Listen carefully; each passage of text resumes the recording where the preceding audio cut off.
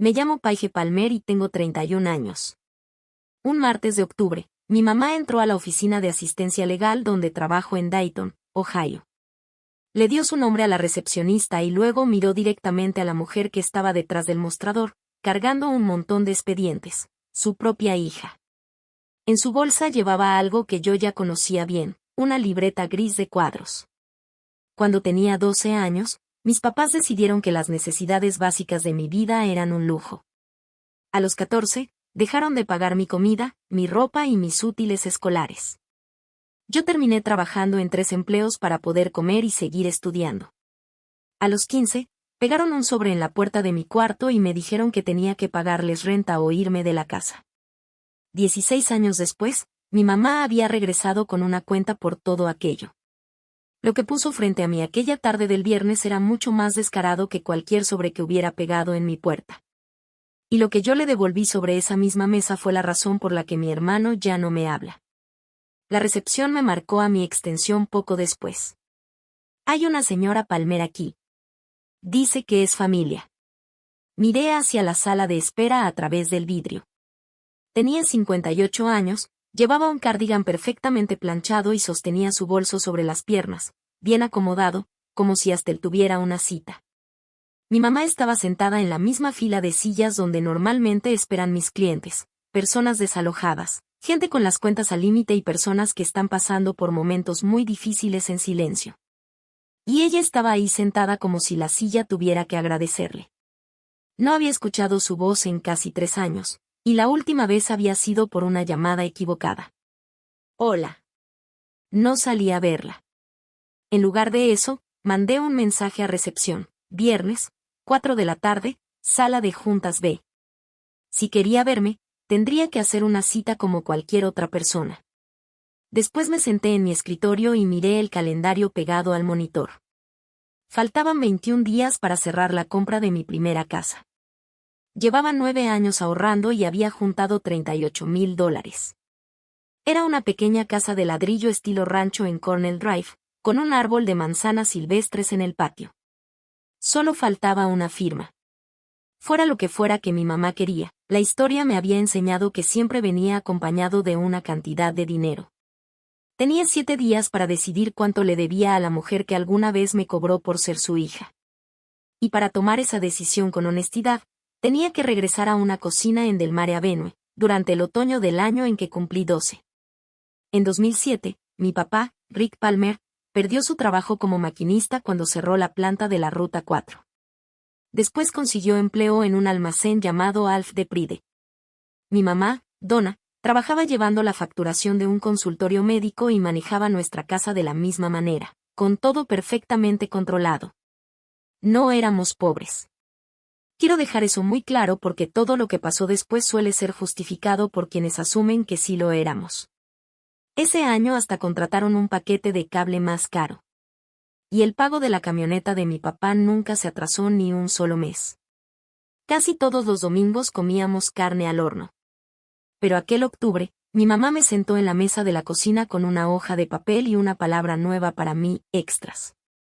Ya tienes 12 años, me dijo. Los extras corren por tu cuenta. Y resultó que extras significaba el champú, las hojas para mis cuadernos, la diadema que necesitaba para jugar voleibol, las fotos de la escuela. Cualquier cosa que tuviera que ver solamente conmigo quedó clasificada de un día para otro como un gasto aparte. Era como si hubiera movido cada cosa de mi vida a otra columna de una cuenta. Empecé a cuidar a los niños de los Henderson, 2 casas más adelante. Me pagaban $4 por hora, y ese dinero se convirtió en mi pequeña economía.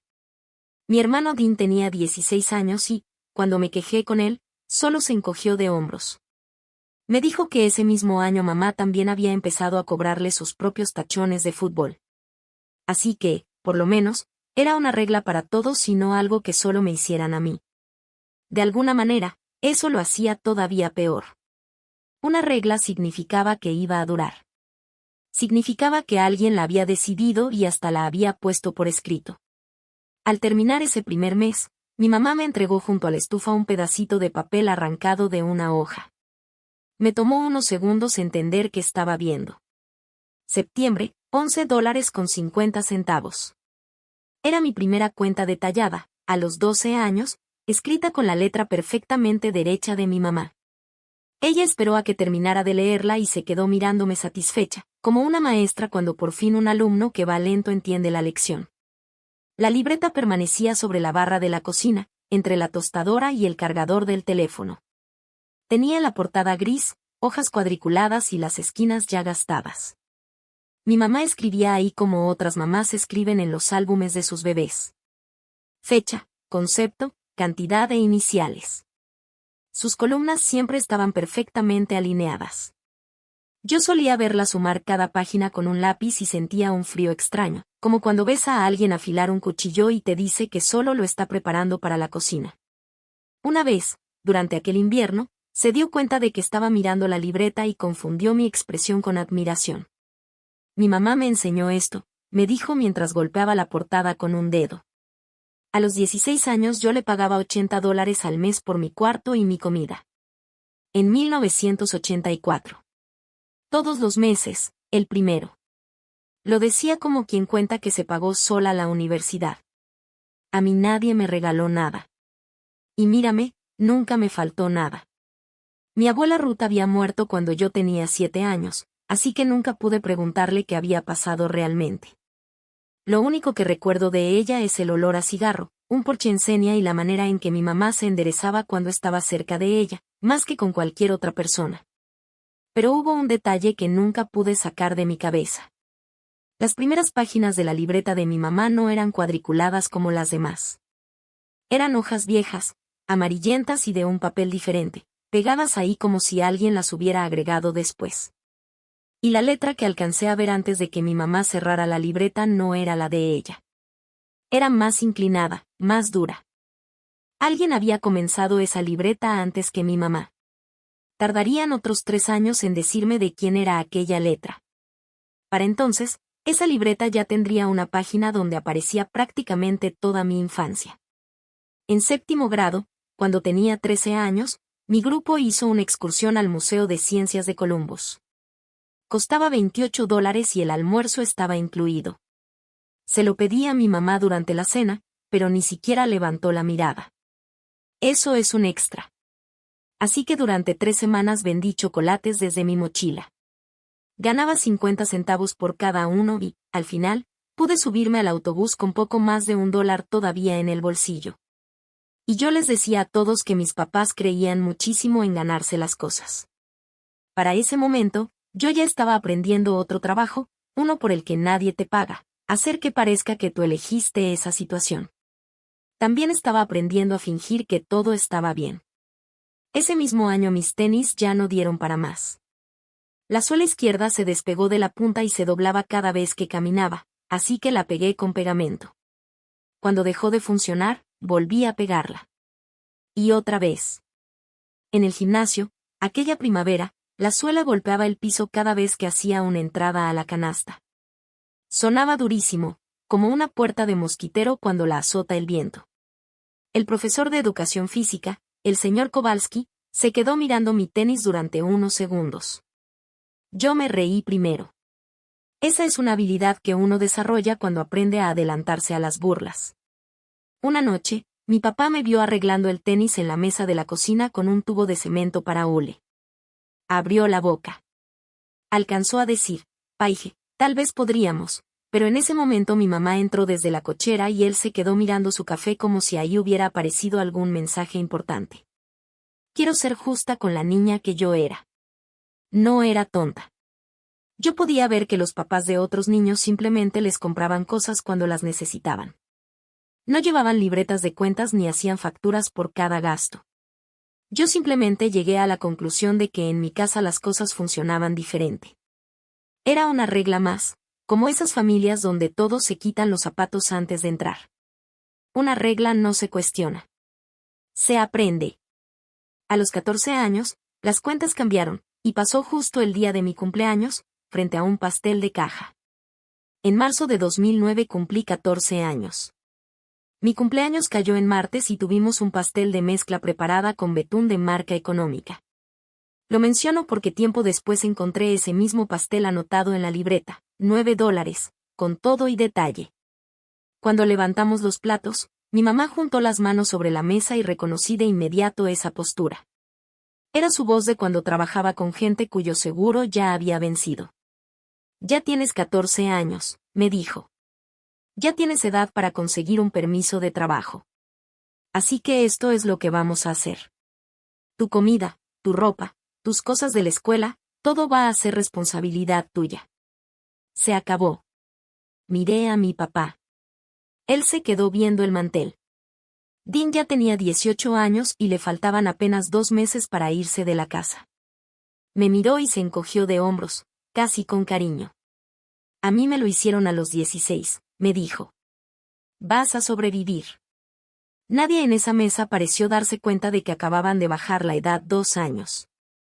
Mi mamá se levantó, abrió la despensa y me enseñó lo que había preparado esa tarde. Había puesto etiquetas de cinta adhesiva en los estantes. Arriba estaban marcados Rick y Donna. El tercero decía Dean y ya estaba medio vacío. Y abajo había un estante completamente vacío, excepto por una etiqueta. Paige. Ese era mi espacio. Un estante vacío esperando que yo lo llenara. Nada en esta casa es gratis, dijo mi mamá. Lo dijo con tanta calma que casi sonaba como una bendición, como si me estuviera entregando la única herencia que nuestra familia tenía para ofrecerme. Antes de irme a dormir, puso una sola caja de espagueti en mi estante. Tenía pegada una nota escrita con su letra perfectamente derecha. Préstamo inicial, $480. Sin intereses. Solo esta vez. Me quedé mucho tiempo parada en la entrada de la despensa aquella noche. Tenía 14 años desde hacía unas horas y estaba haciendo un tipo de cuentas que ningún niño debería aprender tan pronto. La caja de espagueti duró 4 días. La nota todavía la conservo. En Ohio, una persona de 14 años puede trabajar, pero existen reglas bastante estrictas. Yo aprendí esas reglas como otros niños aprenden las letras de sus canciones favoritas. Necesitaba un permiso de trabajo que se tramitaba en la escuela y también la autorización de un médico. Firma de uno de mis padres. Mi mamá firmó con toda la emoción del mundo, encantada de que el Estado considerara que yo ya podía trabajar. Durante el ciclo escolar, solo podía trabajar 3 horas en un día de clases y hasta 18 horas por semana. Además, no podía trabajar después de las 7 de la noche. Así que armé mi vida dentro de esos límites. Los sábados por la mañana trabajaba en el puesto de frutas y verduras de Marge Whitfield, en el mercado de Wayne Avenue. Me pagaban $7.30 la hora. Yo acomodaba elote dulce y daba cambio desde una caja de puros. Entre semana, por las noches, cuidaba a los niños de los Henderson y de los Curry, trabajos que no se veían tan afectados por esas restricciones de horario. En verano trabajaba en la ventanilla de un puesto de helados llamado Frosty Pine, hasta que me dolía la muñeca de tanto sacar helado de nuez con mantequilla que parecía estar hecho de piedra. Hagamos las cuentas, porque yo las hacía todas las noches. Unos $36.50 de los sábados, otros 20 o 25 por cuidar niños. Digamos que podía llegar a unos $60 en una buena semana. Y eso era antes de que empezaran las clases. De ahí salía todo, mis comidas, desodorante, pantalones de mezclilla de Village Thrift, plumas para septiembre y hasta una calculadora para álgebra. La crema de cacahuate la compraba en el bote grande. Los plátanos los escogía según cuál bolsa estuviera en oferta. Marge tendría casi 60 años en aquel entonces y tenía una mirada tan fuerte que parecía capaz de quitarle las hojas al elote sin tocarlo. Me pagaba en efectivo y después llenaba la canasta de mi bicicleta con lo que ella llamaba segundas, tomates golpeados que, en realidad, casi no tenían nada. Y pan de un día que supuestamente había sobrado de la ruta de sus vecinos, aunque siempre parecía estar perfectamente fresco. Yo comparaba todo en silencio con lo que tenía permitido comer en mi propia casa, le daba las gracias y me iba en bicicleta. A finales de agosto, me vio comer mi lunch. Era pan doblado dentro de una bolsa. Me preguntó, sin mala intención, ¿tus papás saben que comes tu comida en una bolsa de pan? Le respondí algo sobre que me encantaban los sándwiches. Y odié lo natural que sonó la mentira. Tiempo después, algunas personas me preguntaban, con toda la buena intención, ¿por qué simplemente no pedía el lunch gratis de la escuela? sí lo intenté. En 9º grado, durante la primera semana, yo misma tomé el formulario que estaba pegado en el tablero de la cafetería. Lo llevé a casa y se lo puse enfrente a mis papás. Hay algo que nadie te explica sobre ese formulario. Todo depende de los ingresos de la familia, específicamente de lo que ganan los padres. Mis dos papás trabajaban. En los papeles, los Palmer de Del Mare Avenue estábamos bien. Incluso podríamos considerarnos una familia cómoda. Mi mamá llenó cada espacio con sus números exactos y verdaderos, porque nunca en su vida había mentido en un formulario. La respuesta negativa llegó 2 semanas después. Según el sistema, ganábamos demasiado dinero para que yo recibiera comida gratis. Recuerdo estar parada junto al buzón y entender algo enorme sin siquiera tener palabras para explicarlo. Esos programas estaban diseñados para casas donde no había dinero. Pero no tenían una categoría para una casa donde sí había dinero, solo que ese dinero no llegaba hasta el hijo que lo necesitaba. Así que me adapté. Esa es la palabra bonita para decirlo. Comía en la escuela un día sí y otro no, y los días que no comía inventaba una explicación diferente. Que había desayunado muchísimo. Que tenía cita con el dentista. Que estaba siguiendo una dieta para atletismo. Después de clases hacía mi tarea en la biblioteca pública de Wilmington Pike hasta que cerraban. La biblioteca era cálida, gratis y nadie me hacía preguntas. Desde entonces, esas 3 cosas se volvieron cualidades que aprendí a valorar tanto en los edificios como en las personas. Mantuve mis calificaciones altas porque las calificaciones eran la única cuenta en la que yo tenía dinero de sobra. Y cuando para octubre había bajado casi 3 kilos, fue precisamente el señor Kowalski, el mismo profesor que se había fijado en mis tenis, quien volvió a aparecer. Se había cambiado a la preparatoria junto con nuestra generación y un día me detuvo en la entrada del gimnasio. Me miró directamente y me preguntó, sin rodeos. ¿En tu casa hay comida? Lo miré directo a los ojos. Tenía 14 años y le dije, sí, sí hay. Estoy siguiendo una dieta para entrenar. Y me creyó. Así de rápido. Así de fácil. Mientras me alejaba, entendí que me había vuelto demasiado buena para mentir. Y lo peor era que esas mentiras eran lo único que protegía a la familia que, en realidad, no me estaba alimentando.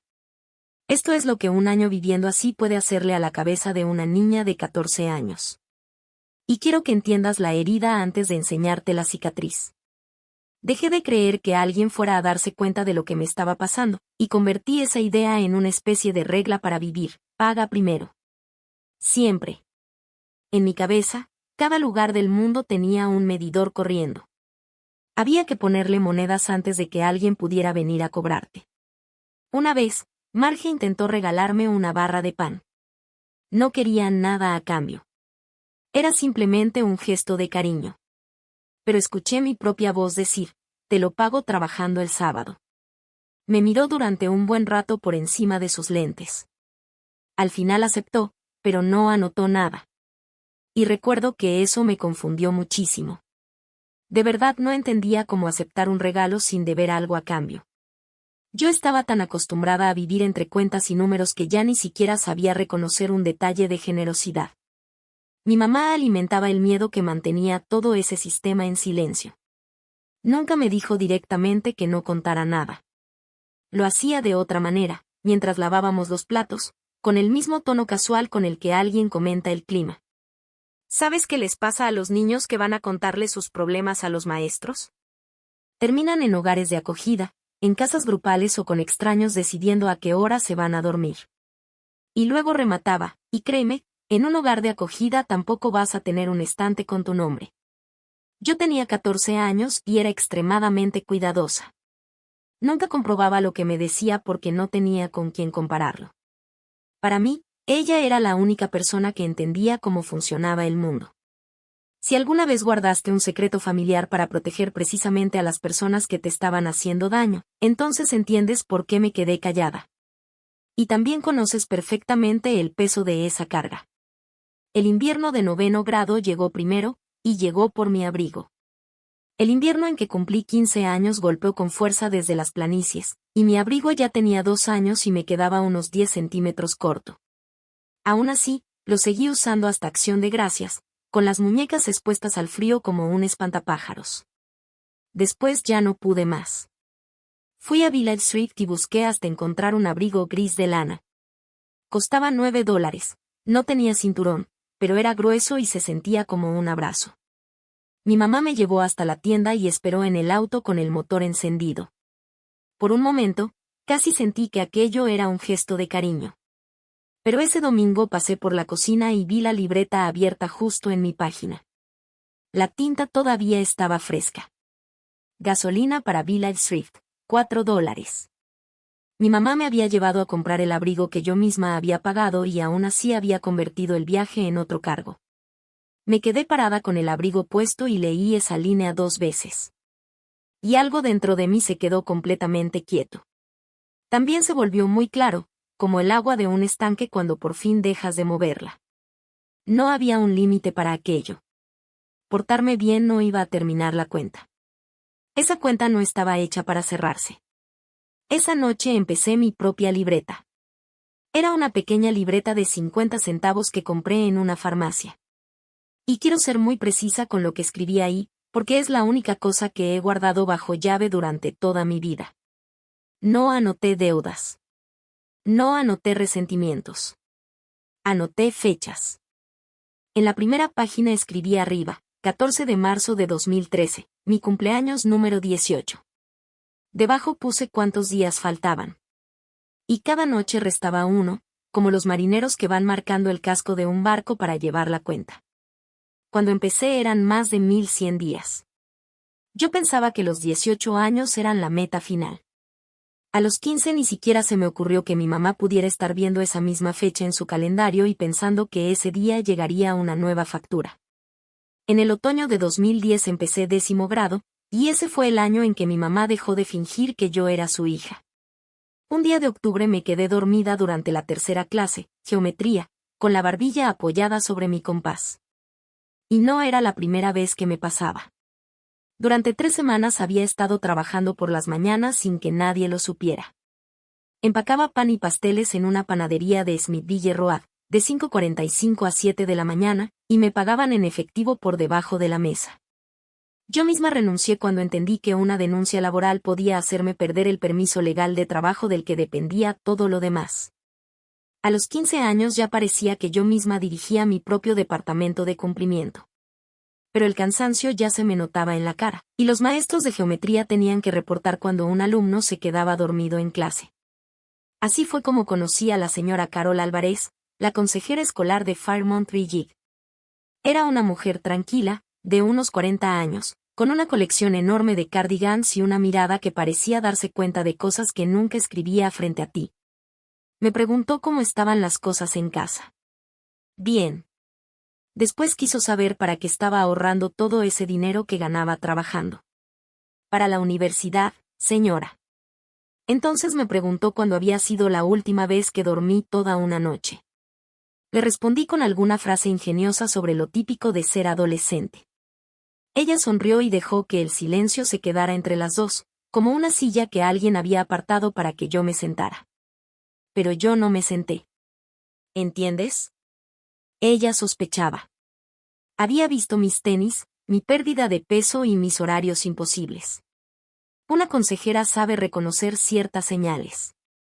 Pero una sospecha no es una razón suficiente para intervenir. No cuando la estudiante es educada, se alimenta por su cuenta, saca puras calificaciones altas y te mira directamente a los ojos para decirte que simplemente le gusta ganarse su propio dinero. Mis buenas calificaciones eran mi mejor disfraz. El abandono suele detectarse cuando un estudiante empieza a ir mal en la escuela. En mi caso, todo estaba escondido entre las mejores calificaciones de mi generación. Antes de dejarme ir, ella sacó una barra de granola del cajón de su escritorio y me la dio. Me la comí despacio en las escaleras, lejos de los demás, para que nadie notara lo mucho que significaba para mí. Afuera de su oficina había un cartel con letras rojas que decía, si ves algo, dilo.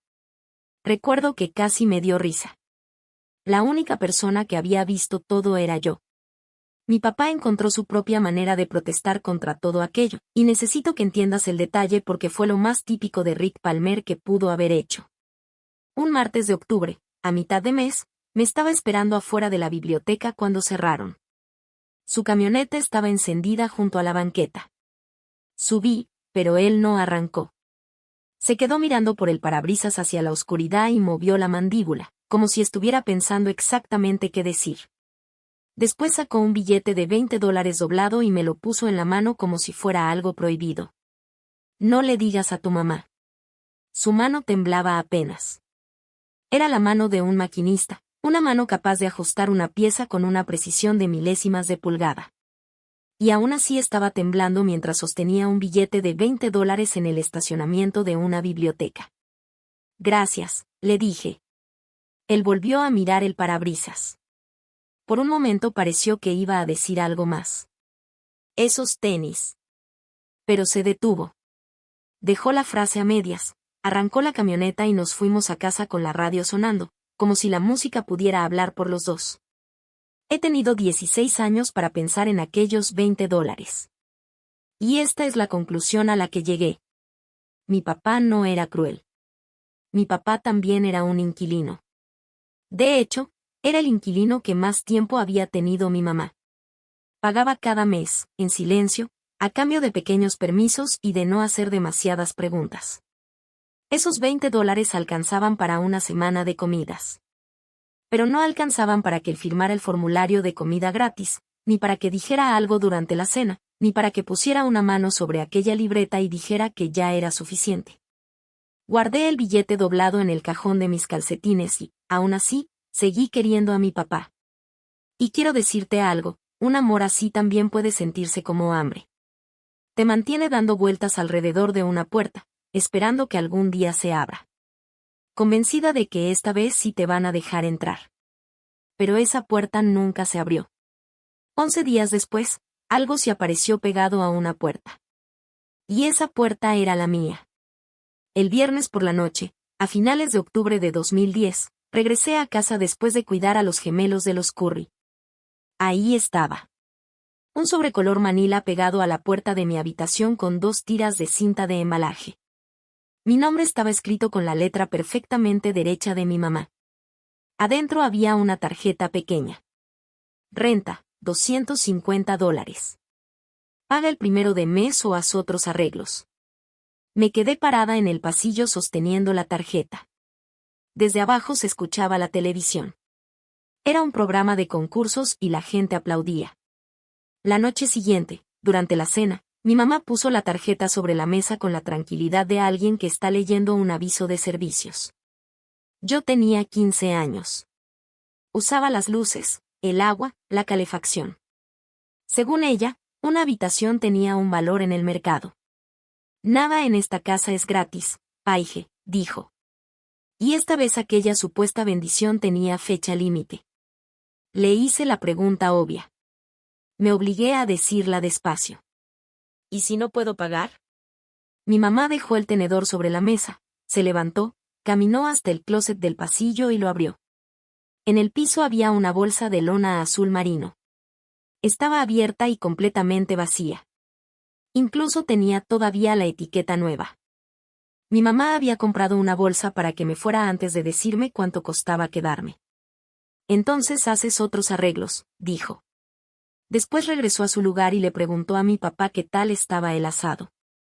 Está bueno, respondió él. Yo subí a mi cuarto.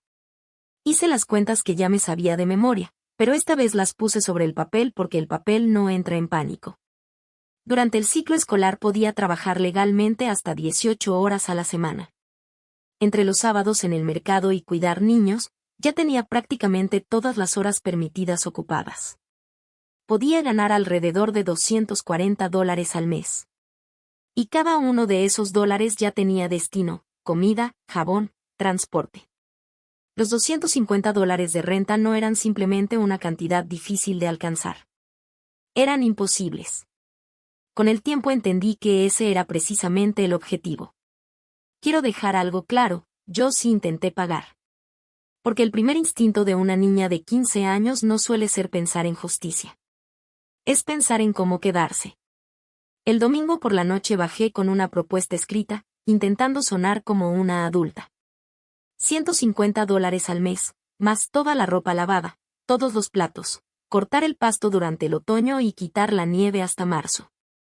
En junio podemos volver a hablar cuando empiece la temporada de helados. Mi mamá leyó la propuesta 2 veces. Por un segundo, juro que vi algo parecido al orgullo en su cara. Después dobló la hoja por la mitad. 250, la renta no se negocia. Esa fue la lección. Así que empecé a vender lo que tenía. Vendí mi bicicleta por $45 a un chico de segundo año de preparatoria. Era la misma bicicleta que usaba para llegar al mercado. Después empecé a caminar los 2 kilómetros hasta el puesto de Marge, incluso cuando todavía estaba oscuro. Marge notó que ya no tenía bicicleta en cuestión de segundos. Yo le pedí más horas en lugar de explicarle lo que estaba pasando. Ella me dijo que no, tajantemente. Y nunca olvidé la razón que me dio. Las reglas del estado dicen 18 horas, niña. No voy a arriesgarme a que un inspector laboral se meta contigo. La única adulta que me pagaba de manera justa estaba limitada por las mismas leyes que, en teoría, debían protegerme de las personas que no lo hacían. El 1 de noviembre puse $250 dentro del sobrecolor Manila. Eran los $45 de la bicicleta, los 20 que mi papá me había dado y todo lo demás que tenía guardado. Después lo pegué en la puerta de la cocina. Si aquello era renta, entonces mi mamá podía cobrarla como cualquier arrendadora. Durante 3 semanas comí espagueti con margarina. Mi mamá anotó el pago en la libreta. Recibido el 1 de noviembre.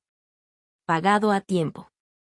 A finales de noviembre estaba sentada en la biblioteca con mi pequeña libreta de 50 centavos, haciendo las cuentas de diciembre. Y no había manera de que los números funcionaran.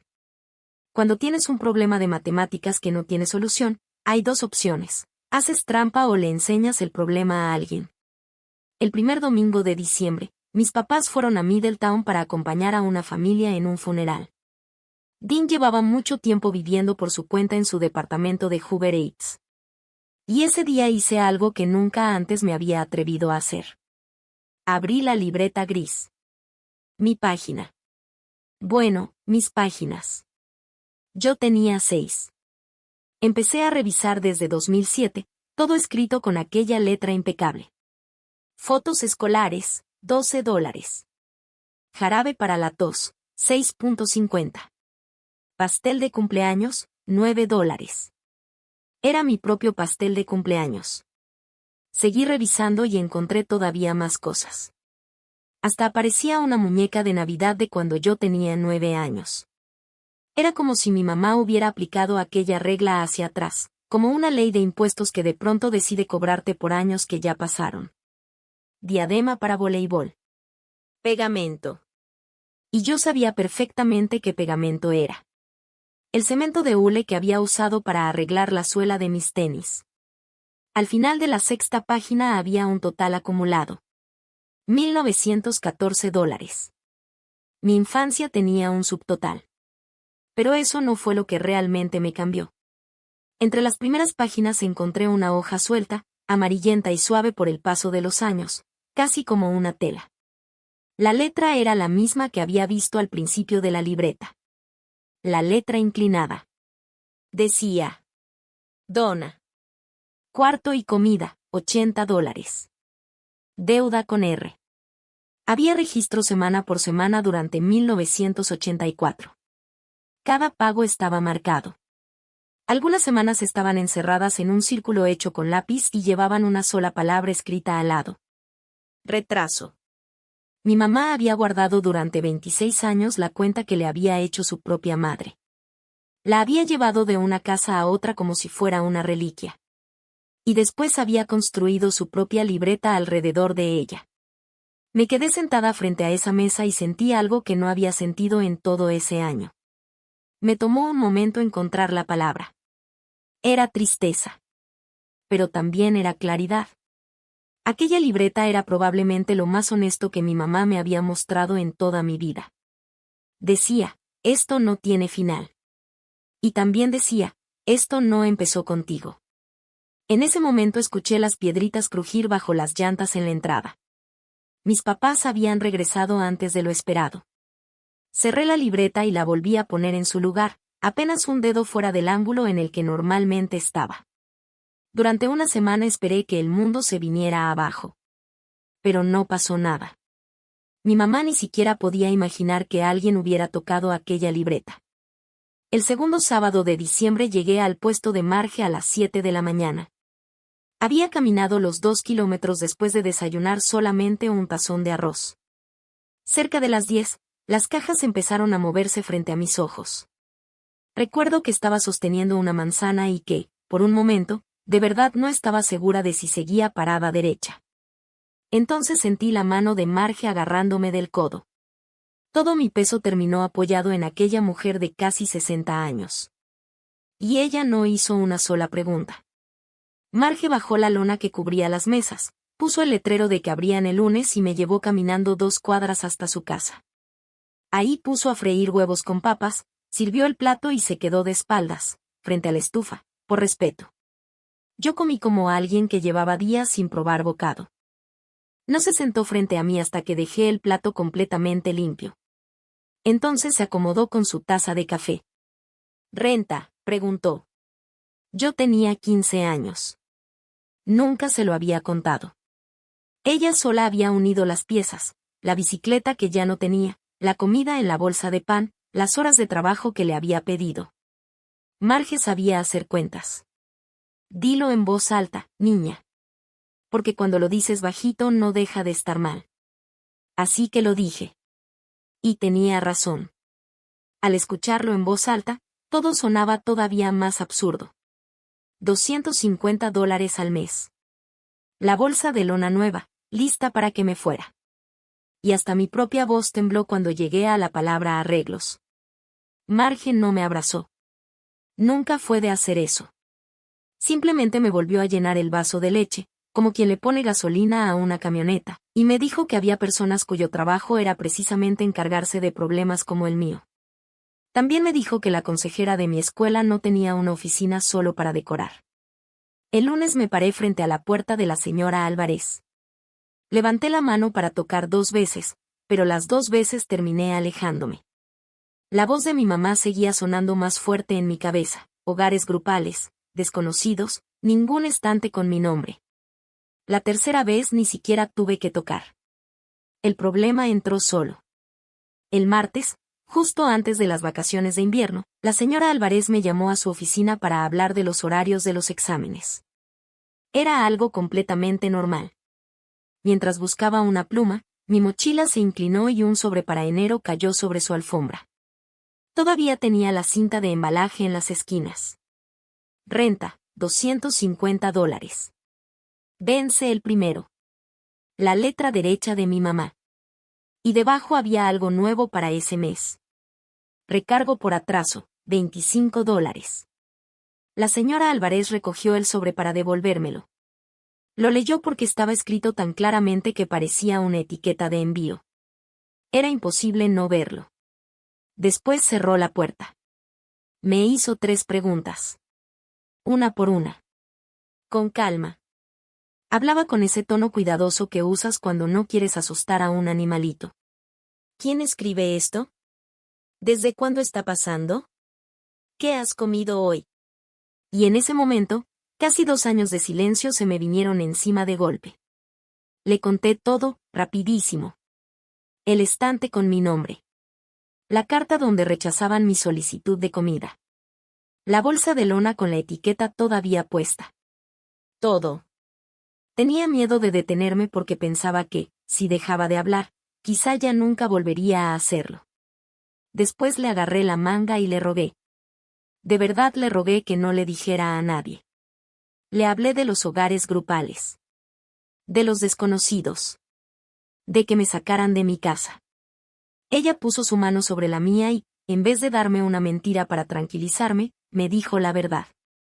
Por eso la he querido durante todos estos años. Me explicó que, según la ley, ella era una persona obligada a reportar este tipo de situaciones. No era una decisión que pudiera tomar según quisiera. Tenía la obligación de avisar a servicios de protección infantil cuando sabía que un menor estaba en peligro. Su licencia profesional y su propia conciencia estaban de por medio. pero también me explicó algo importante. Su primera responsabilidad, me dijo, era ayudar a mantener a los niños seguros en sus propias casas siempre que fuera posible. Nadie iba a sacarme de la escuela simplemente porque en mi cocina faltara comida. El objetivo era conseguir que hubiera comida. Entonces se inclinó hacia mí y dijo una frase que nunca olvidé. He cargado con algo como esos $20 que tienes guardados en el cajón de tus calcetines. Mírame. Tú no eres la que está fallando. Si alguna vez fuiste esa niña que parecía poder con todo, la que siempre decía que estaba bien, la que nadie se molestaba en preguntar cómo estaba de verdad, entonces sabes de qué hablo. Yo la veo en los comentarios. Y si todavía no estás suscrito, puedes hacerlo, porque lo que hizo el condado después es la parte que nadie se espera. La señora Álvarez tomó el teléfono mientras yo seguía sentada en aquella silla. Servicios para niños del condado de Montgomery, por favor. Ya no había forma de seguir evitando el problema. El condado actuó más rápido de lo que mis peores miedos podían hacerlo. Recibieron el reporte el martes. Para el jueves por la tarde, una trabajadora social llamada Tania Keller ya tenía programada una visita a nuestra casa. Mi mamá recibió 48 horas de aviso y tenía toda una vida de experiencia aprendiendo a aparentar que todo estaba perfecto. Nunca habían visto una casa transformarse tan rápido. El jueves por la mañana, mi mamá pasó por Kroger antes de entrar a trabajar. Lo supe porque esa misma noche apareció el recibo en la libreta. Y quiero que te detengas un momento en esa anotación, porque yo tuve que hacerlo. Despensa para inspección, $84. Mi mamá había convertido en otra cuenta la comida que acababa de comprar para demostrar que me alimentaba. Para las 4 de la tarde, las etiquetas de cinta adhesiva habían desaparecido de los estantes de la despensa. Estaban hechas una bola en el bote de basura, como si fueran pedazos de piel vieja. El sobrecolor Manila ya no estaba pegado en mi puerta. Solo quedaban las marcas de la cinta. Y sobre la barra de la cocina había un tazón con naranjas. En nuestra casa jamás habíamos tenido naranjas en un tazón. La señora Keller llegó a las 4:30. Tendría unos 30 y tantos años. Caminaba con calma y llevaba una bolsa de lona llena de formularios. Mi mamá le ofreció café y comenzó con la actuación más convincente de su vida. Nosotros creemos en enseñarles responsabilidad a nuestros hijos. Los adolescentes exageran. Ya sabes cómo son las muchachas. Después la llevó por toda la casa como si estuviera enseñándole una propiedad a un comprador. Mi papá estaba sentado en la orilla del sillón, todavía con su camisa de trabajo. Tenía las manos apoyadas sobre las rodillas. Parecía un hombre que estaba siendo inspeccionado. Cuando la señora Keller hacía una pregunta, él respondía con las 2 palabras que parecían tener asignadas para esa tarde. Sí. Bien. La señora Keller asentía, hacía algún comentario amable sobre la cocina y escribía muy poco. Yo estaba parada junto a las escaleras, observando todo y pensando en cada detalle que estaba saliendo mal. Volviendo a hacer mi viejo trabajo. Ser la niña que estaba bien. La niña que no veía nada. La niña que no daba problemas. Cuando la señora Keller llegó a la puerta, se colgó la bolsa del hombro. Entonces se volteó, como si de repente hubiera olvidado algo. Una cosa más. Esta semana quiero ver a Paige en la escuela. A solas con ella. Es el procedimiento normal. Vi cómo la sonrisa de mi mamá se quedó congelada. Duró un segundo más de lo normal. Después nos dieron una sala de juntas cerca de la oficina de asistencia escolar. La señora Keller empezó a hacerme preguntas como quien marca un terreno antes de construir. Preguntas pequeñas, tranquilas, que parecían no tener importancia. Pero cada una sostenía algo más grande, y solo después podías ver la forma completa de la historia. ¿Cuándo empezó a faltar la comida? ¿Quién firmó tu permiso de trabajo? La escuela guardaba esos documentos. También tenía registrados mis horarios y mis empleadores. ¿Puedo ver la carta donde rechazaron tu solicitud de comida gratuita? Había una copia en el sistema. ¿Cuánto pesabas en septiembre? La enfermería escolar también tenía ese dato. ¿A qué hora abría el mercado los sábados? La señora Wakefield podía confirmar eso. ¿Crees que le molestaría que la llamáramos? Y ahí fue cuando entendí algo que hasta ese momento no había visto. Eso era precisamente lo que yo había estado intentando proteger de la manera equivocada todo ese tiempo. La señora Keller no necesitaba la libreta de mi mamá. Tampoco necesitaba que yo demostrara que tenía hambre. Mi vida ya estaba documentada. Estaban el permiso de trabajo, los pagos que había recibido, la carta donde rechazaron mi solicitud de comida, los registros de peso, la consejera y los horarios del puesto de frutas y verduras. El Estado había ido reuniendo pequeñas piezas de mi historia todo ese tiempo, casi sin que yo lo notara. Y todas las mentiras que yo había contado solo habían servido para esconder los espacios entre esos registros. Así que respondí todo. Incluso le conté lo de las naranjas. Y cuando llegué a esa parte, ella escribió más despacio que con cualquier otra cosa.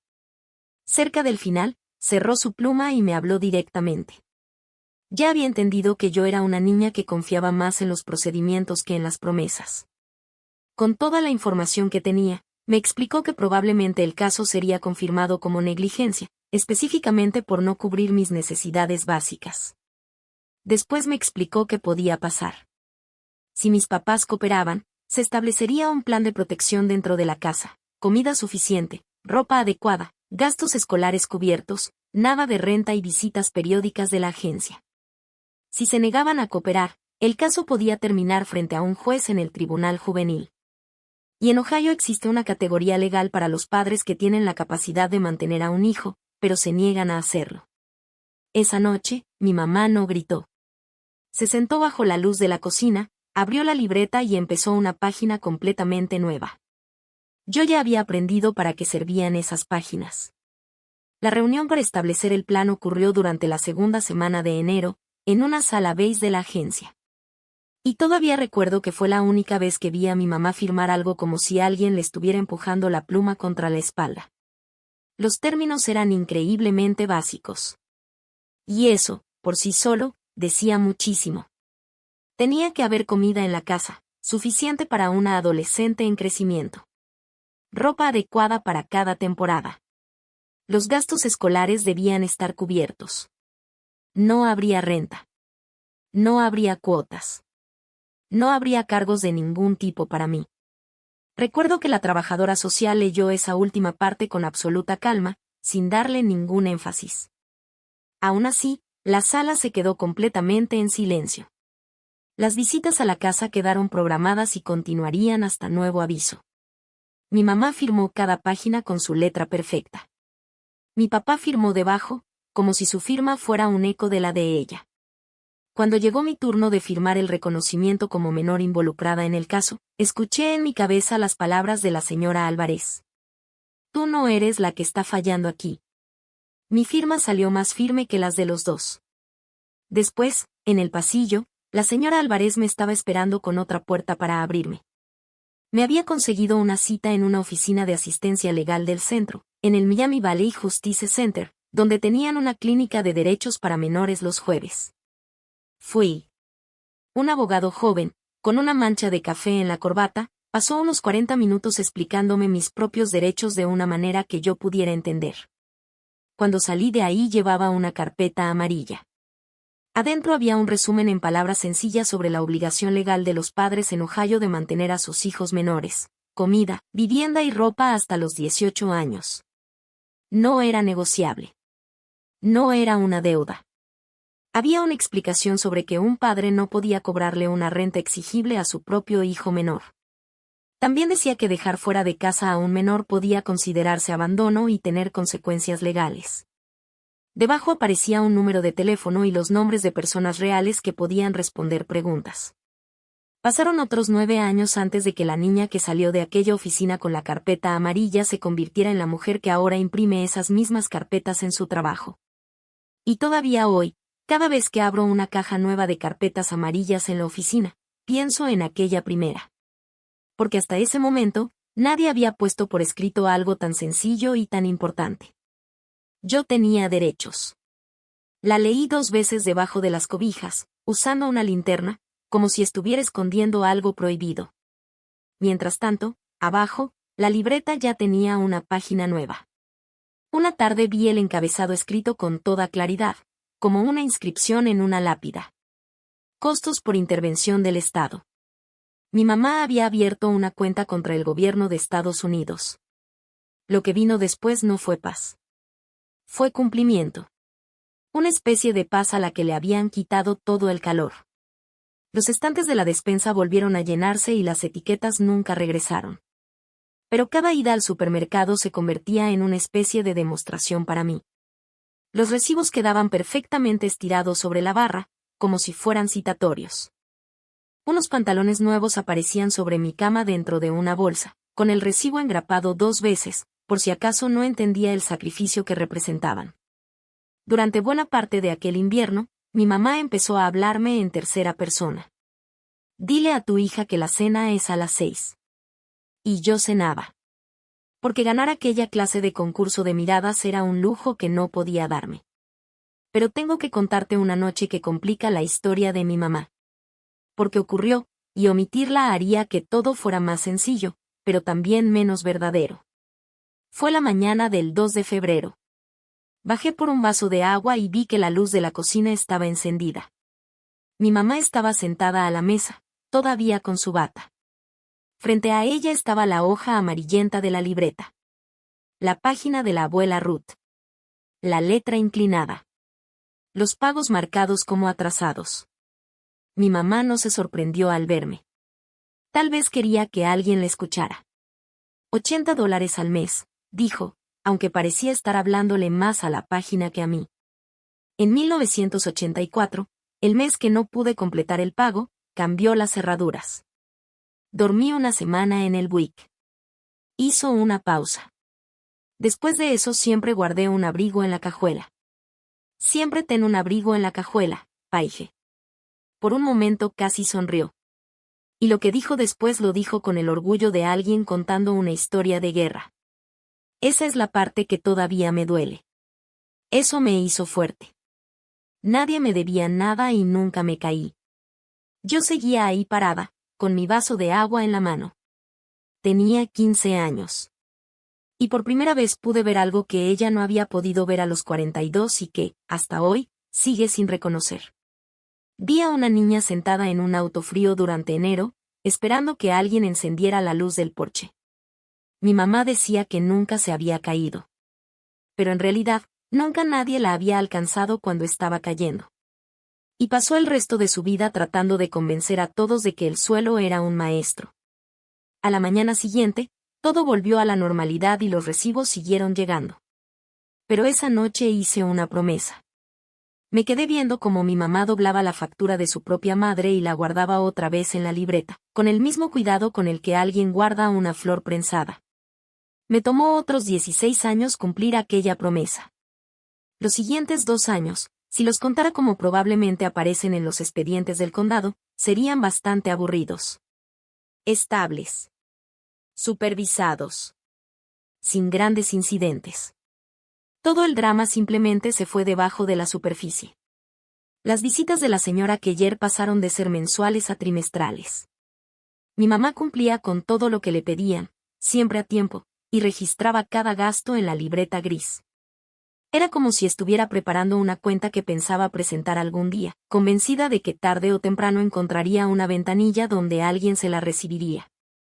Mi papá, por su parte, se volvió experto en buscar pequeños caminos alternativos. La primavera en que cumplí 16 años apareció una bicicleta en la cochera. No era nueva. Era de otro color. Pero era de mi talla. Cuando le pregunté de dónde había salido, me dijo: un tipo del almacén me debía un favor. Y esa fue toda la conversación. En julio encontré una parte de la etiqueta de una casa de empeño todavía pegada al marco de la bicicleta, medio derretida por el calor. Mi papá había recuperado mi bicicleta, o una parecida, y necesitaba que ese favor jamás se mencionara. Así que nunca hablamos de eso. Ese era nuestro lenguaje de cariño, cosas pequeñas y mucho silencio. Yo, por mi parte, manejaba mi salida de casa como si fuera un pequeño negocio. El abogado de asistencia legal me había dicho algo más que se me quedó grabado: debía abrir una cuenta bancaria únicamente a mi nombre, algo que en Ohio un menor podía hacer. Así que cada sábado le metía dinero, como si estuviera alimentando un medidor. Poco a poco, lo que ganaba en el puesto de verduras y en Frosty Pine empezó a convertirse en cientos de dólares y después en miles. Mis calificaciones siguieron siendo mi mejor defensa. En mi penúltimo año entré a la lista estatal de honor. Mi único gasto que realmente consideraba un lujo fueron los $12 que pagué con mi propio dinero para obtener las constancias de calificaciones que necesitaba para 6 solicitudes de beca. Incluso anoté ese gasto en mi pequeña libreta. Marge escribió las 6 cartas de recomendación. Me enseñó el borrador una sola vez. Tuve que irme a acomodar sacos de papas para sembrar porque no quería que viera mi cara. La primera línea decía: he visto a esta niña mantenerse por sí misma durante 4 años, y confiaría en ella con mi granja, mis herramientas y mi nombre. Ese comentario me dejó sin palabras. Un domingo por la tarde me enseñó a preparar frascos de puré de manzana y mantequilla de manzana. Los frascos quedaban alineados en el alféizar de la ventana como pequeñas lámparas de color ámbar. Siempre me daba 2. Uno para vender y otro para comer. Aprende a distinguirlos, niña. Yo todavía estaba aprendiendo esa diferencia.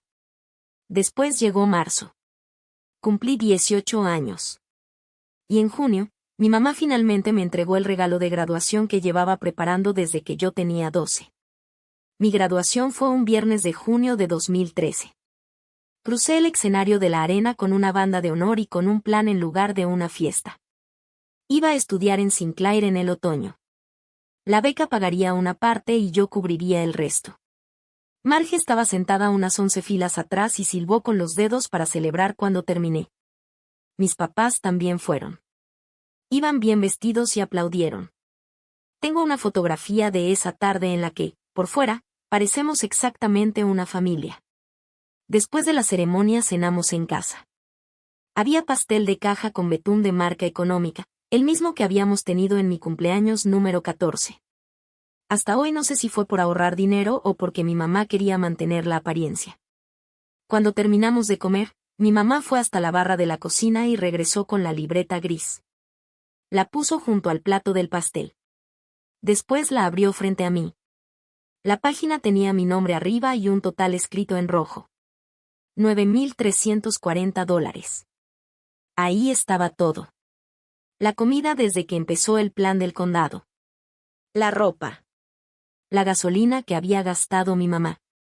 Sus horas. La página de intervención del Estado.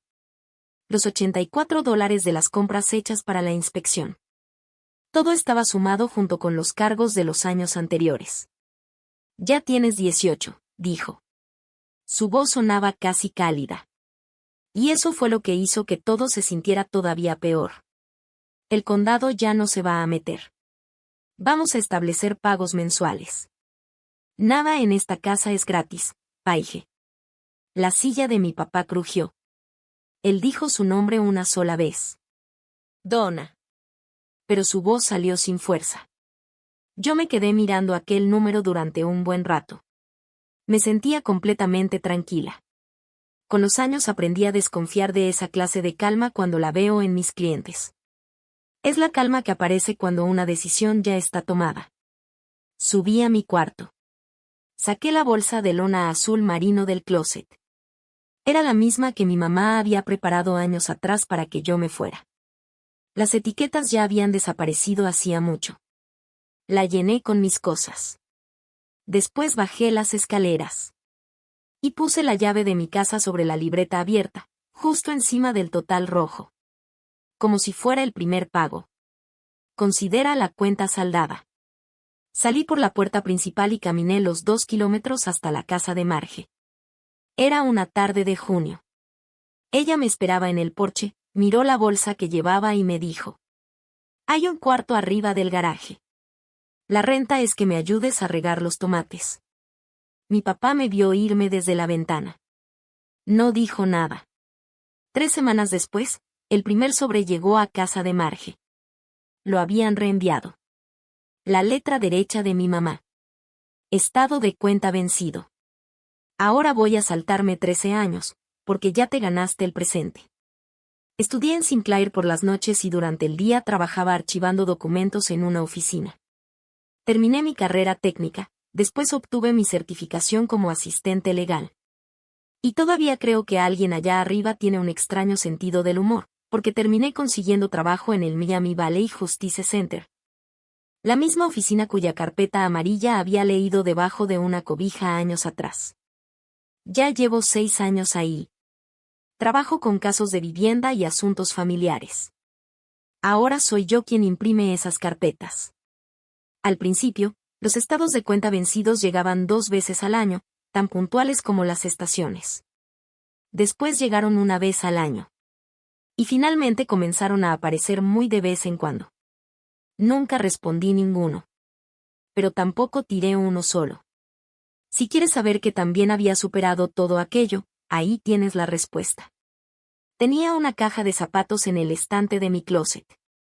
13 años de las cuentas de mi mamá estaban ahí guardados. Hay cuentas que uno cierra. Y hay otras que simplemente deja de alimentar y guarda en una caja. Yo me decía que aquella caja significaba que había cerrado ese capítulo. Pero no era verdad. La caja no era el cierre. Era una señal de que todavía estaba dejando abierta la puerta para la versión de la historia que mi mamá quería contar. Dean me llamaba cada Navidad desde Indianápolis. Y hablábamos del clima con una seriedad casi ridícula. Me mandaba fotos de sus hijos usando pijamas iguales.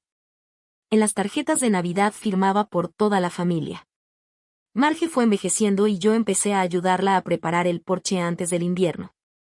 Mientras tanto, yo seguía ahorrando. 9 años.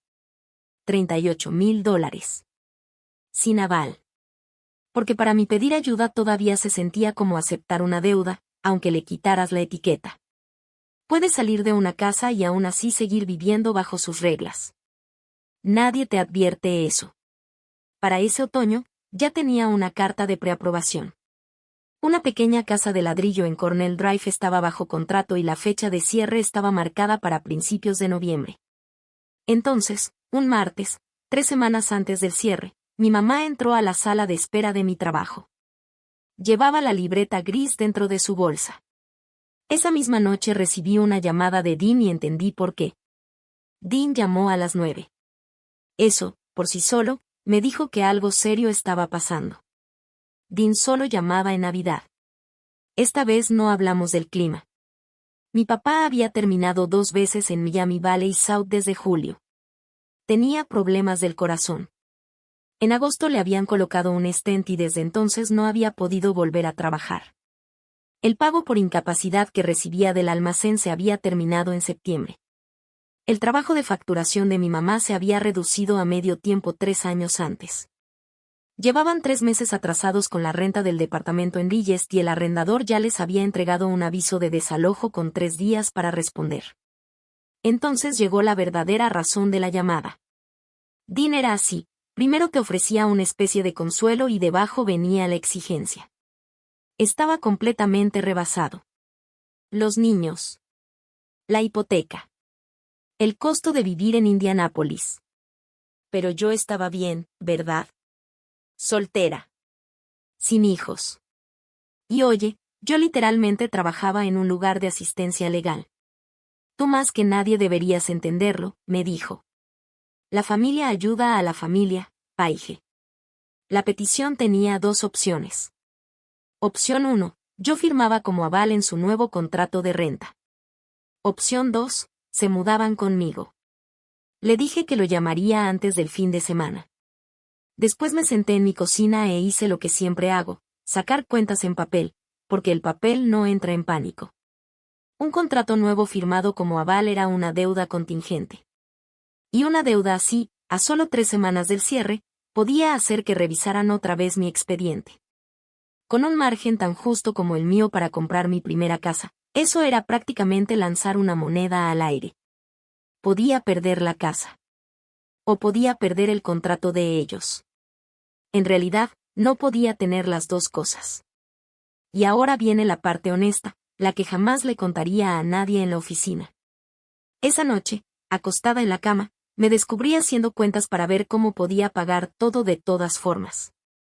Si dejaba esto para después, si recortaba aquello, tal vez podía ayudarlos y todavía.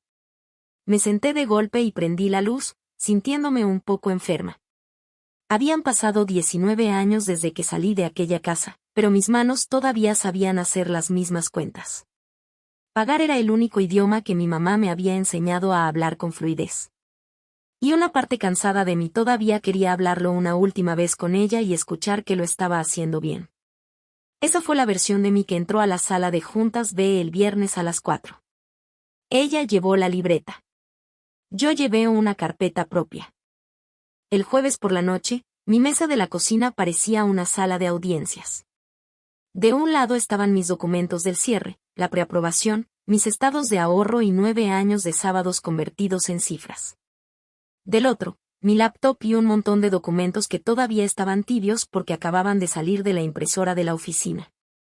Porque esto era lo que realmente había estado haciendo durante toda la semana, mientras aquella versión de mí, agotada y de madrugada, hacía planes para rendirse. La solicitud de ayuda de emergencia para la renta del condado de Montgomery. Sus nombres, su dirección y los datos del arrendador ya estaban llenos, hasta donde se podía, antes de las firmas. También llené la solicitud del programa de apoyo económico del hospital para pacientes con problemas cardíacos. Puse el número de la persona encargada de ayudar con facturación, alguien que me debía un favor, y lo marqué 2 veces. También estaba la solicitud para servicios de adultos mayores. Mi papá ahora cumplía con los requisitos, y todavía se me hacía extraño decirlo así. Ya tenía una cita programada para el martes a las 10 de la mañana con una trabajadora social real, con nombre y apellido. También había solicitado ayuda para cubrir los meses de servicios públicos que faltaban. Y preparé una hoja en palabras sencillas explicando cómo un acuerdo de pagos podía detener un desalojo si el propietario aceptaba el dinero del condado.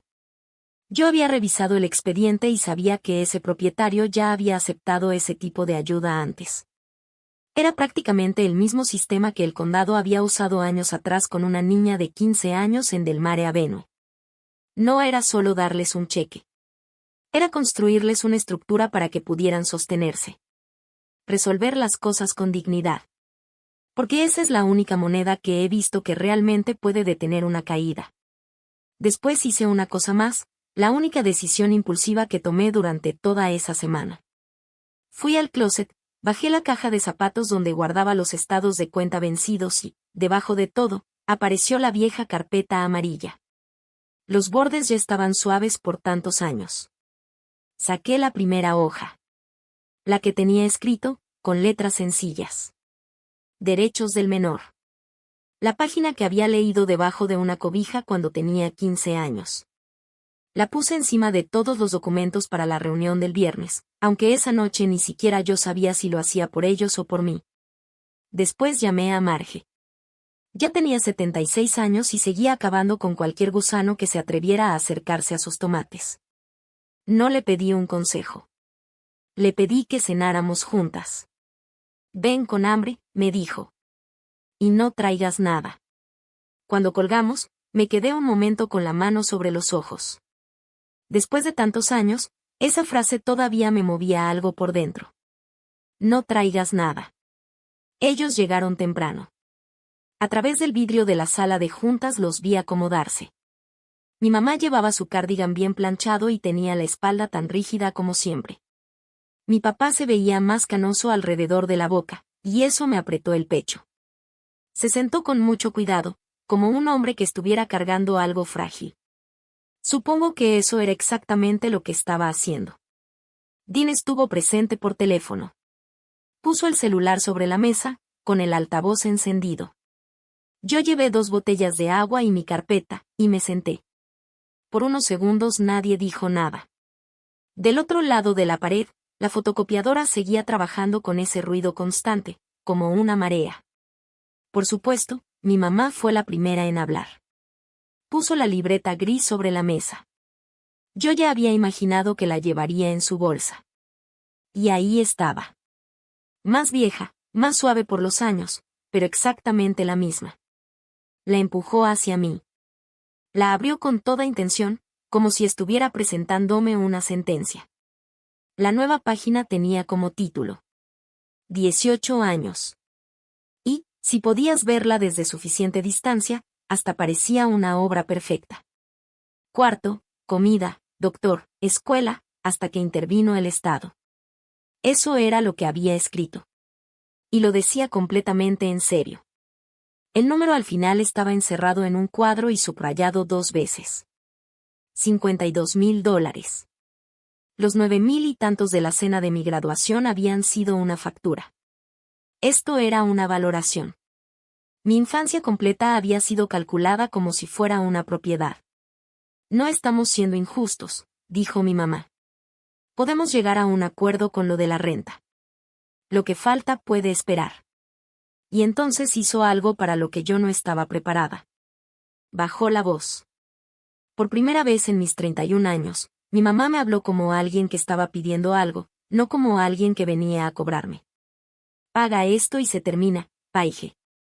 Todo. Empezamos de cero. Ven a la cena de acción de gracias. Vuelve a ser nuestra hija. La mano de mi papá cruzó la mesa hasta la mitad y se quedó ahí, sin llegar a tocar la mía. Ella lo dice en serio, Piggy, dijo. Nadie me había llamado así en 18 años, excepto una vez, en un estacionamiento, cuando me entregó aquel billete de $20 doblado. Desde el teléfono, la voz de Dean sonó suave, pero me dolió escucharla. Esto se puede arreglar, Paige. Las familias arreglan sus problemas. Y aquí viene la verdad. Ya que llegaste hasta aquí conmigo, te la voy a decir. Durante unos 4 segundos, lo deseé con todas mis fuerzas. Me dolían hasta los dientes de tanto quererlo. Una silla en la mesa de acción de gracias con mi nombre, en lugar de un estante vacío. Toda esa sensación de tener una familia cálida, completa, esperándome. El precio, $52,000. O una firma como aval. Financiamiento disponible. Pero en lugar de mirar a mi mamá, miré la libreta. Y la libreta, fiel como siempre, me mostró la verdad que aquella oferta no decía. Todos los que estaban sentados alrededor de esa mesa estaban esperando algo de mí. Y por primera vez en mi vida, yo sabía exactamente cuánto podía permitirme. No empujé la libreta de regreso. Saqué mi propia carpeta, amarilla, porque todavía compramos carpetas amarillas. Hay tradiciones que vale la pena conservar. La puse encima de la libreta abierta, tapando el número dentro del cuadro, y dejé la mano sobre ella mientras hablaba en voz baja, igual que aquella vez que Keller fue haciendo sus preguntas una por una. Marcando cada punto con cuidado. Esto es lo que puedo darles. La solicitud de ayuda para la renta está completa hasta la parte de las firmas. También tiene el número de caso y los datos de un arrendador que ya ha aceptado dinero del condado antes. Está la solicitud del programa de apoyo para problemas cardíacos, junto con el número directo de la persona que ayuda con las cuentas médicas. La cita con servicios para adultos mayores es el martes a las 10 de la mañana, y aquí está el nombre de la trabajadora social. El nombre importa cuando uno tiene miedo. También está la ayuda para cubrir los servicios, el calendario del desalojo explicado en palabras sencillas, que puede detenerlo y antes de qué fecha tienen que actuar. Solo hacen falta las firmas y un viaje en autobús. Es real. Funciona. Y esto es lo que tengo. Es un proceso, no un rescate a cambio de dinero. Una vez, un proceso así fue lo que me salvó. Si ustedes lo aceptan, puede ayudarlos ahora. Mi mamá miró la carpeta como si estuviera viendo un billete de otro país. Eso es solo papeleo, dijo. Somos tus padres. Tú tienes ahorros, agregó Dean. Y ahí estaba. Casi sentí alivio. Debajo de aquella supuesta invitación a cenar seguía corriendo el mismo medidor de siempre. Quité la mano de la carpeta y me recargué en la silla. Si pago esa página, después habrá otra. Siempre aparece otra página. Así funciona la libreta. Así funcionaba cuando la abuela Ruth la tenía. Mi mamá levantó la barbilla, como si acabara de golpear la mesa. Tú me enseñaste que nada en esta casa era gratis, le dije. Yo te creí. Por eso dejé de vivir en tu casa. No voy a comprar un lugar en la mesa de acción de gracias, mamá. Voy a cerrar esta cuenta. La sala quedó completamente quieta. Hasta el ruido de la fotocopiadora parecía haberse detenido. Y mi mamá, esa mujer que siempre había sido firme, que nunca necesitaba levantar la voz, perdió el control de sus palabras por primera vez que yo recuerde. Después de todo lo que nosotros. La frase quedó incompleta frente a todos. Porque no había una manera honesta de terminarla. Ver cómo ella misma escuchaba esas palabras fue lo más parecido a un terremoto que creo que voy a presenciar dentro de una sala de juntas. Mi mamá tomó la libreta de golpe y apartó mi carpeta. Mi papá la agarró antes de que cayera. La acomodó con cuidado y la acercó hacia su lado de la mesa usando las dos manos. En un solo movimiento, parecía que todo un matrimonio acababa de cambiar de posición. Mi mamá lo vio suceder. Desde el teléfono, Dean reaccionó con enojo. ¿De verdad vas a hacer esto? ¿No tienes corazón, lo sabes? Extendí la mano y apagué el altavoz. No golpeé el teléfono. Solo se escuchó un pequeño clic. La puerta más silenciosa que jamás había cerrado. Después saqué una última hoja de debajo de la solapa de la carpeta y la puse frente a mi papá. Era papel viejo, con letras sencillas. Derechos del menor. Las esquinas estaban suaves, como una franela gastada. Quédate con esta hoja, le dije. Alguien se la entregó una vez a una niña de 15 años que pensaba que tenía que pagar renta por haber nacido. Es lo único dentro de esta carpeta que no es un formulario. Mi mamá se puso de pie, se acomodó el cardigan y salió de la sala donde yo trabajaba. Mi papá se quedó sentado un segundo más. Después dobló la carpeta amarilla y se la metió dentro de la chamarra, contra el pecho, exactamente como alguien escondería un billete de $20. La factura de aquella reunión del viernes llegó durante el fin de semana, y quiero que veas cuál fue el precio, porque una catarsis sin recibo es como un cuento inventado, y tú mereces algo mejor de mi parte. El sábado por la mañana recibí un mensaje de voz de Dean. Duraba 90 segundos y sonaba muy tranquilo, que es justamente la forma en que Dean expresa su enojo. Dijo que yo lo había avergonzado. Que había abandonado a 2 personas enfermas y mayores por un asunto de cuentas de cuando era niña. No llames cuando ya no estén, fueron sus palabras exactas. Y hablaba en serio. Hasta el día de hoy, ese teléfono ha permanecido en silencio, incluso durante Navidad.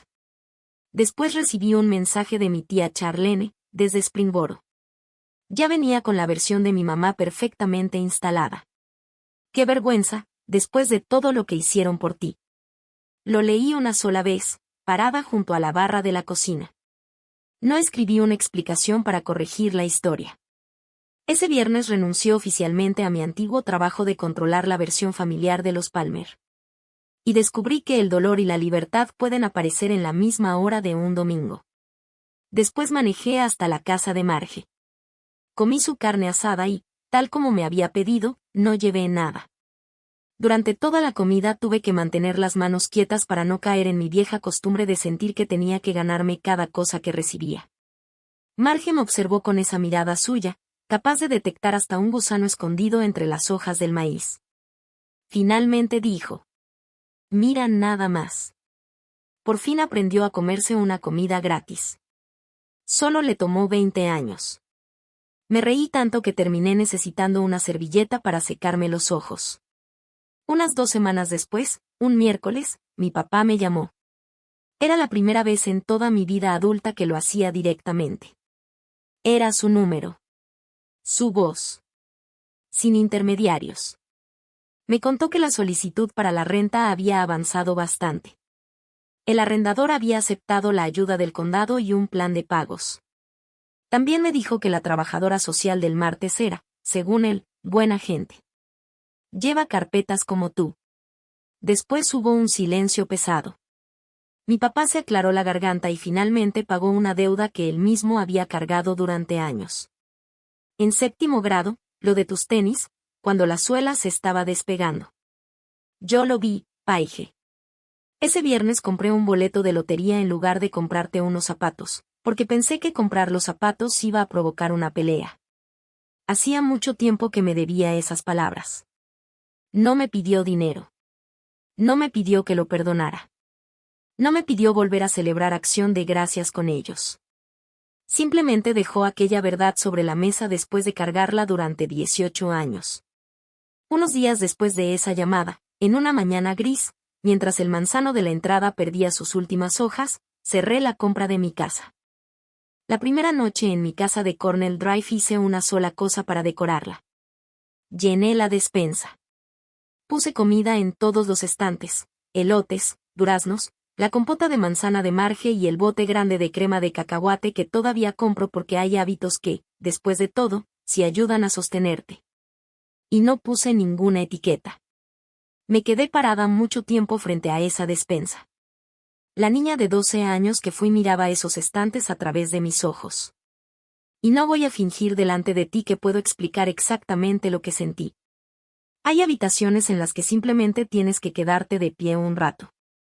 La reunión para estrenar la casa fue de 6 personas. Marge llevó tomates y revisó la casa como si fuera la encargada de una obra.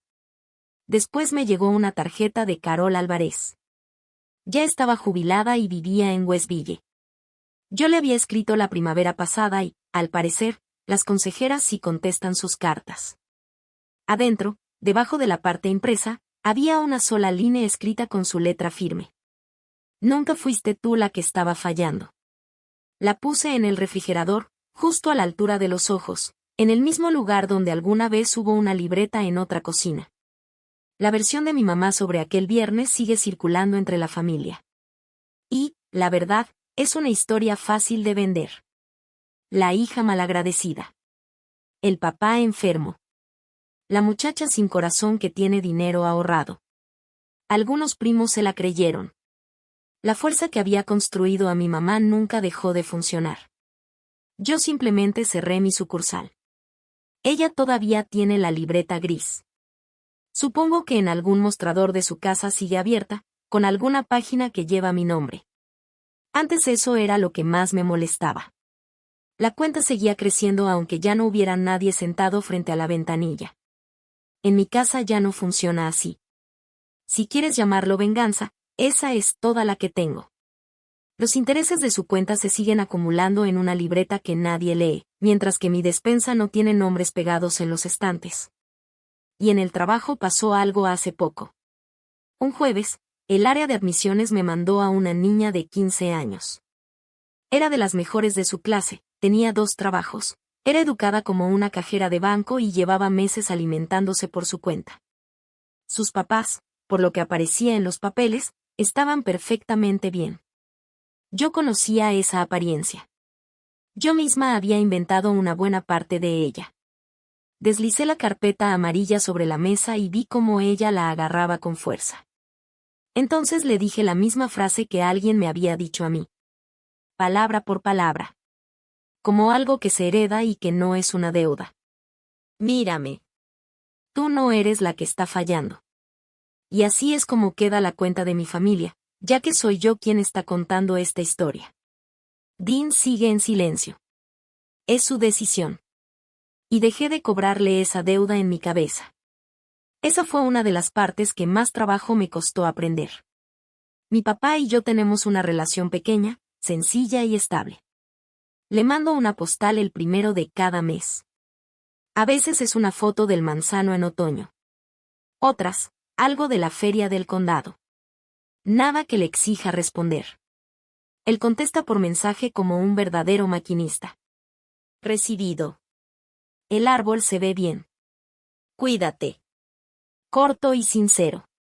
Como una pieza que encaja exactamente donde debe. No es una reconciliación completa. Es una raíz. Y las raíces se pueden confiar. De mi mamá me han contado que dice que solo tiene un hijo. Pero en mi mesa hay una silla de todos modos. Y no digo esto con cariño ni con rencor. Lo digo como quien marca el límite de una propiedad. El día que Donna Palmer llegue a mi puerta sin la libreta en su bolsa y sin la libreta en sus palabras, habrá una silla para ella. Habrá carne asada. Y no habrá ninguna factura escondida debajo del plato. No espero que suceda. Tampoco me quedo esperando junto a la puerta. La luz del porche está encendida porque es mi porche y pago con gusto el recibo de electricidad. Es la única cuenta de toda esta historia que alguna vez me ha dado gusto pagar. Si alguien te entrega una factura por quererte, quiero que recuerdes una cosa. Tienes derecho a cerrar una cuenta que nunca debiste abrir. Alejarte de una deuda que jamás fue tuya no significa abandonar a tu familia. Significa negarte a abandonarte a ti mismo. Y ninguna libreta en este mundo vale más que una despensa llena de comida sin nombres pegados en los estantes. Esa es mi historia. Una libreta gris. Una carpeta amarilla. Y una despensa donde ya no hay nombres.